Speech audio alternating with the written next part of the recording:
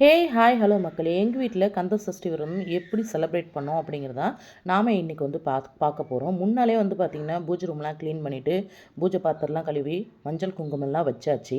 And இப்படி தான் வந்து பார்த்திங்கன்னா ரெடி பண்ணியிருந்தேன். இதுதான் வந்து பார்த்திங்கன்னா ஃபர்ஸ்ட் லுக்கு. அடுத்ததான் வந்து பார்த்திங்கன்னா இப்போ சாமி படத்தை எப்படி வைக்கிறது அப்படின்ட்டு நிறைய பேருக்கு தெரியாமல் இருக்கும். ஸோ நான் எப்படி எங்கள் வீட்டில் வழிபட்டேன் அப்படிங்கிறதான் உங்ககிட்ட வந்து ஷேர் பண்ண போகிறேன். ஃபஸ்ட்டு வந்து பார்த்திங்கன்னா மனையை எடுத்துக்கணும். இந்த மனையை வந்து நம்ம எதுக்காகவும் யூஸ் பண்ணக்கூடாது. நான் வந்து பார்த்திங்கன்னா இதை பூஜை ரூமில் வைக்கிறதுக்காக மட்டும்தான் யூஸ் பண்ணுவேன். நம்ம ஆடி மாதம் இந்த சாமியெல்லாம் படைப்போம் இல்லையா, அதுக்காக மட்டுமே இந்த மனை. ஸோ இதில் வந்து பார்த்திங்கன்னா மஞ்சள் குங்குமம் வச்சுட்டு அதுக்கப்புறம் வந்து பார்த்திங்கன்னா சொஸ்டி சிம்பிள் இல்லை இந்த மாதிரி ஸ்டார் போட்டு சரவணபவா அப்படின்னு எப்படி வேணாலும் நீங்கள் வந்து எழுதிக்கலாம். அதுக்கப்புறம் வந்து பார்த்திங்கன்னா மேலே வந்து சிகப்பு கலர் துண்டு போடணும். என்கிட்ட இன்றைக்கி மெரூன் கலர் ஜாக்கெட் பெட் தான் இருந்தது. ஸோ அதை வந்து வச்சுட்டேன். அதுக்கப்புறம் வந்து பார்த்திங்கன்னா நம்மளுடைய முருகர் படம், ஆல்ரெடி என் பூஜை ரூமில் இந்த முருகர் படம் தான் இருந்துச்சு.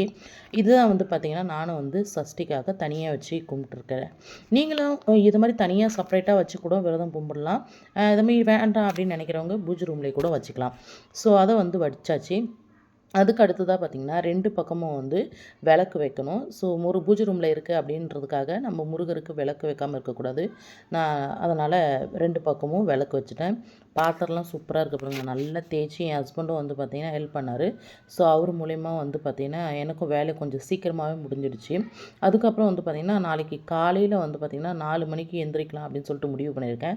வீட்டெல்லாம் க்ளீன் பண்ணிட்டு மாப்பிங்லாம் போட்டு இதெல்லாம் ரெடி பண்ணணும். என் தம்பி தான் வந்து பார்த்திங்கன்னா பூஜை பண்ண ஸ்டார்ட் பண்ணார். காலையிலேயே வந்து கேட்டார், ஏம்மா நான் பண்ணணுமா நாளைக்கு அப்படின்னு சொல்லிட்டு சொன்னார். சரி, அவர் தான் வந்து காலம்பறை எழுந்திரிச்சு வீட்டெல்லாம் பெருக்கி போட்டு வெளியெல்லாம் கழுவி தள்ளி கோலம் போட்டுட்டு வாசப்படிக்கு மஞ்சள் குங்குமம்லாம் வச்சுட்டு பூஜை ரூமுக்கு பூ வச்சுட்டு எல்லாத்தையும் ரெடி பண்ணி என்ன தேவையோ 1 பை 1 எல்லாத்தையுமே ரெடி பண்ணி வச்சுட்டோம்.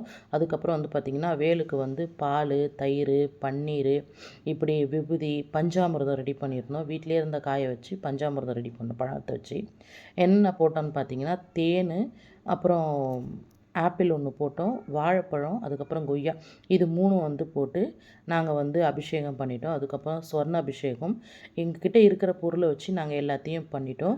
ஒரு முறை ஒரு அபிஷேகம் பண்ணும்போது சுவாமிக்கு வந்து குங்குமம் வச்சு பூவை போட்டு அதுக்கப்புறம் தூப தீப ஆராதனை அப்படிலாம் வந்து காட்டணும்.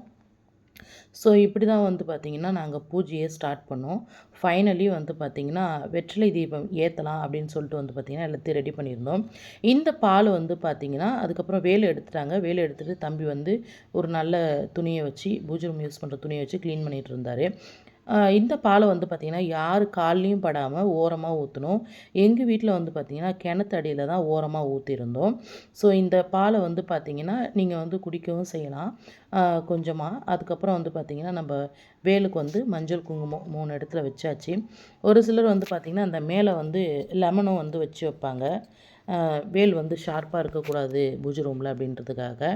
நான் வந்து பார்த்திங்கன்னா அந்த இடத்துல வந்து குங்குமமும் மஞ்சளும் வச்சுருவேன்.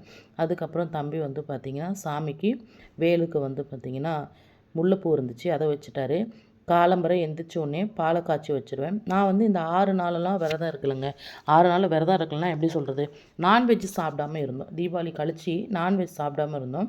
இந்த லாஸ்ட் டே சூரசம்ஹாரம் அன்னைக்கு மட்டும் வந்து பார்த்திங்கன்னா பால் பழமும் விரதம் இருக்கலாம் அப்படின்னு சொல்லிட்டு நான் முடிவு பண்ணிட்டேன்.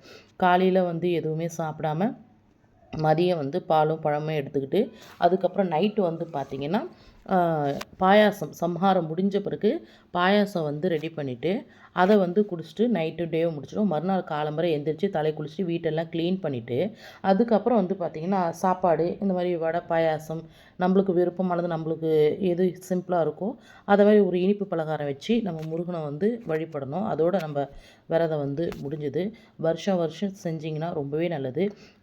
ஐயனை மனசார வேண்டிக்கிட்டு உங்களால் என்ன முடியுமோ அதை வந்து உங்கள் வீட்டு பூஜை அறையில் செய்யுங்க. கண்டிப்பாக நல்லதே நடக்கும். வெற்றிவேல் முருகனுக்கு அரோகரா.